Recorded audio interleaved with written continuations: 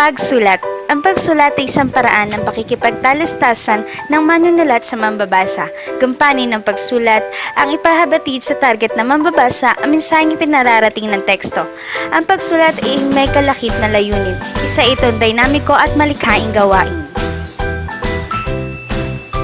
Uri ng pagsulat. May dalawang pangkalahatang uri ng pagsulat na kadalasang ginagawa sa mga paaralan. Formal. Uri ng pagsulat na nangangailangan ng puspusang pananaliksik at pag-aaral.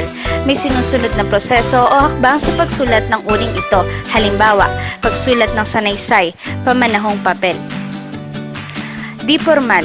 May kalayaan ang manunulat na talakayin ang anumang paksang kanyang naisin, kahit ang mga pampersonal o pansarili na paksa ay pinahintulutang isulat sa uring ito.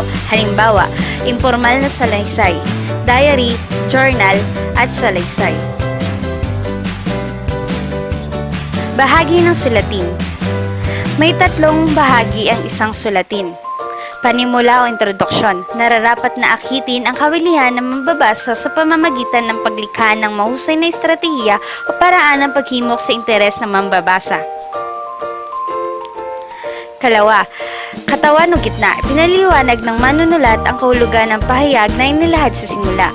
Kailangang malinaw at tiyak ang salitang gagamitin upang maunawaan ng mabuti. Wakas, tinatawag din itong kakalasan. Dito nagaganap ang kakintalan.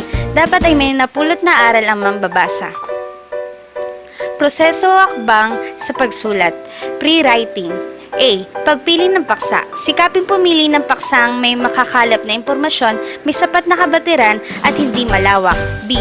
Pagbuo ng balangkas. Isinasagawa upang matiyak ang maaaring kahinatnan ng isinasagawang pagsulat. C. Pangangalap at pagtitipon ng mga datos. Lubos na makakatulong ang mga impormasyong makukuha sa aklatan. D. Pagsusuri ng mga nakalap na datos. Matapos makakalap ng mga impormasyon, nararapat na suriing mabuti ang kaangkupan ng mga datos na ito sa paksa ng talakay. Writing. A. Pagsulat ng unang draft o borrador. Lahat ng mga nasuring impormasyon ay maaari nang isulat.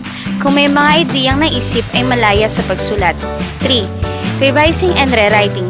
A. Pagwasto at revisyon. Isaayos at pagsama-samahin ng mga magkakaugnay na ideya upang maging malinaw ito.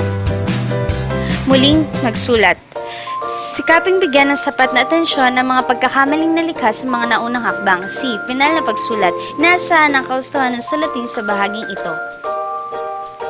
Katangian upang maging epektibo ang isang talataan. Una, kaisahan. Nangangahulugan ang pagkakaroon ng isang ideya sa loob ng talata.